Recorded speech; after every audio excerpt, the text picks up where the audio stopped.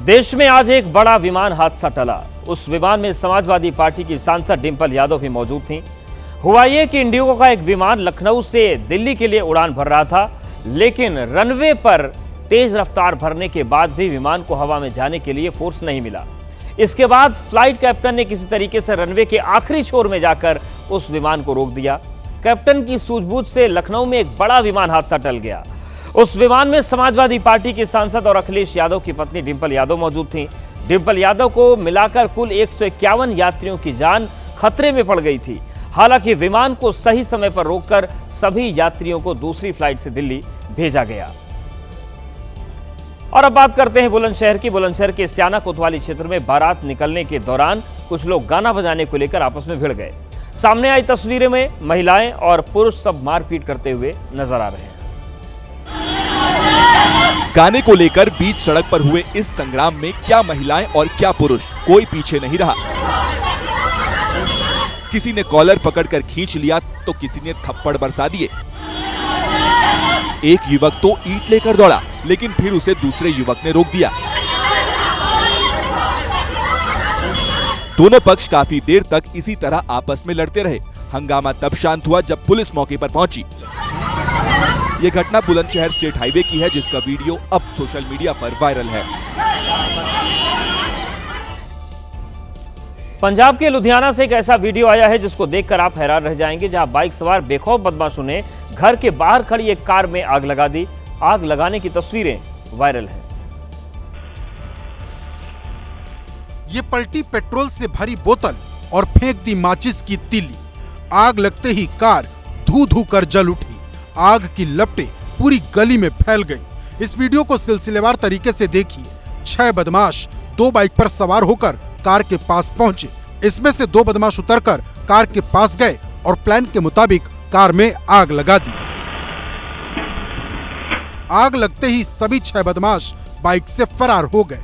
बताया जा रहा है कि घटना के बाद कार मालिक सदमे में है। उसने डरकर न तो पुलिस के सामने कोई शिकायत दर्ज करवाई और न ही घर से बाहर निकल रहा है। मध्य प्रदेश के कटनी रेलवे स्टेशन पर उस वक्त अफरा तफरी मच गई जब एक सिरफिरा युवक ट्रेन के डिब्बों पर दौड़ता हुआ नजर आया और इससे पहले कोई उसे रोकता वो ओवरहेड इलेक्ट्रिक टावर पर चढ़ गया। युवक काशी एक्सप्रेस ट्रेन के डिब्बों पर ऐसे दौड़ा जैसे वो कोई मैराथन में हिस्सा ले रहा हो। उसे जरा भी डर नहीं कि ट्रेन के ऊपर से गुजरने वाली इलेक्ट्रिक लाइन के संपर्क में आने से क्या होगा, क्योंकि ये युवक अगले ही पल इलेक्ट्रिक लाइन को सपोर्ट देने के लिए बनाए गए टावर पर चढ़ने की कोशिश करता दिखा और चढ़ भी गया। सामने आई तस्वीरों में सिरफिरा युवक ओवरहेड इलेक्ट्रिक टावर के ऊपर बैठा दिखाई दिया।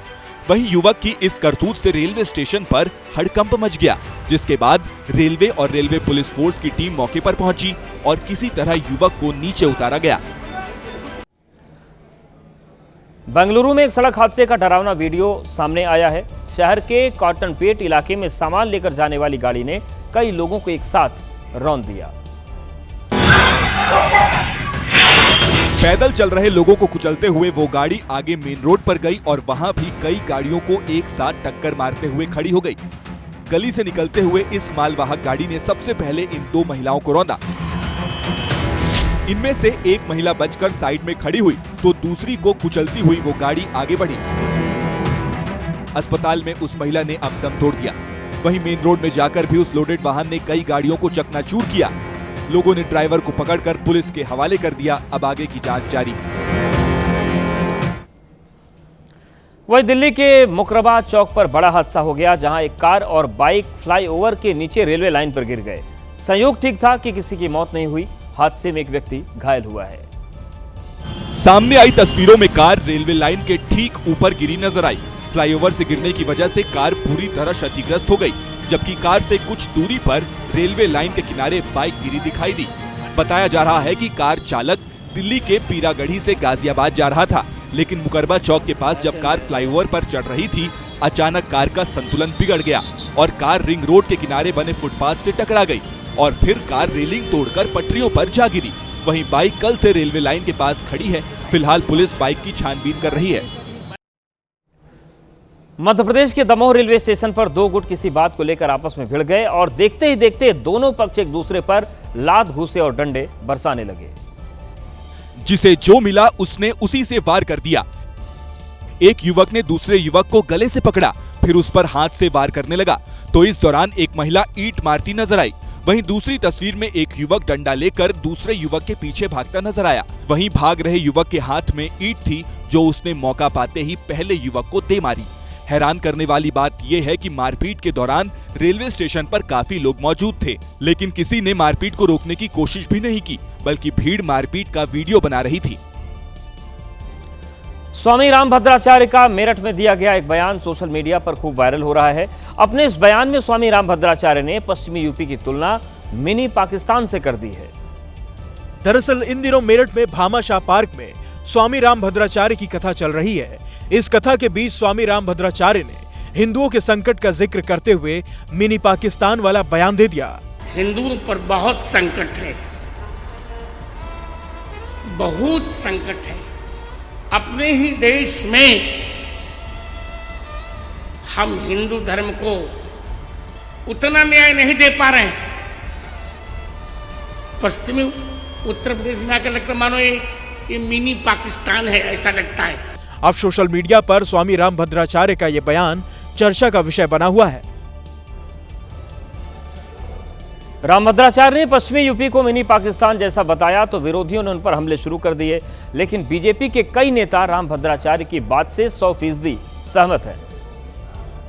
सहमत होने वाले एक नेता हैं केंद्रीय मंत्री गिरिराज सिंह, जो कह रहे हैं कि हिंदुओं को अब जाग जाना चाहिए। देश में भी हिंदू को अब जगना ही होगा, जग करके अपने संस्कृति के साथ जगना होगा, शास्त्र और शस्त्र के साथ जगना होगा। उधर कांग्रेस कह रही है कि अब समय आ गया है जब रामभद्राचार्य को बीजेपी में शामिल हो जाना चाहिए। राजनीतिक जीवन में आप आना चाहते हैं तो आपका स्वागत है, लेकिन कम से कम हमारे सनातन धर्म को इस तरीके के ओछे बयान दे करके बदनाम मत कीजिए।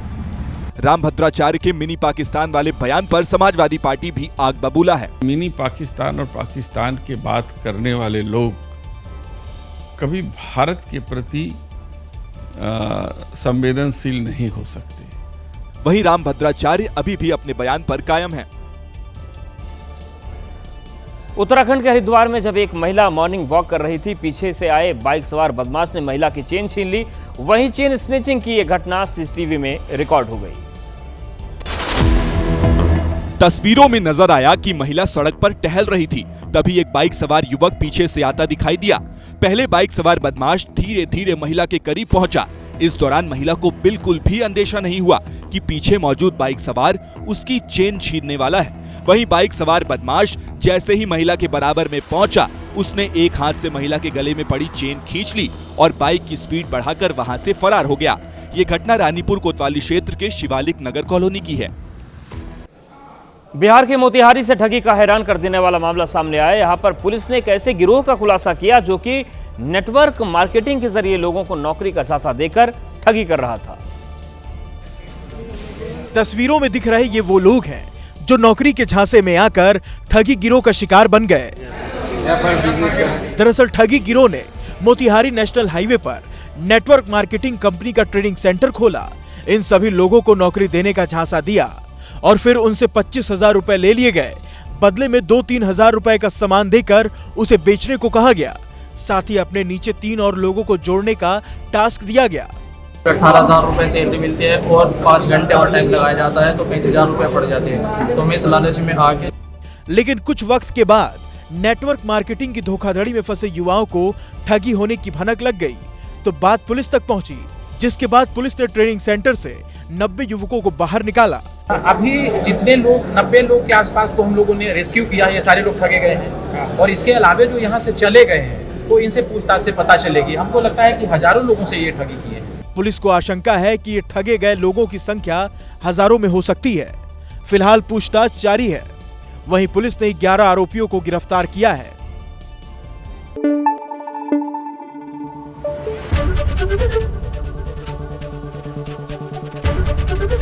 एबीपी न्यूज आपको रखे आगे।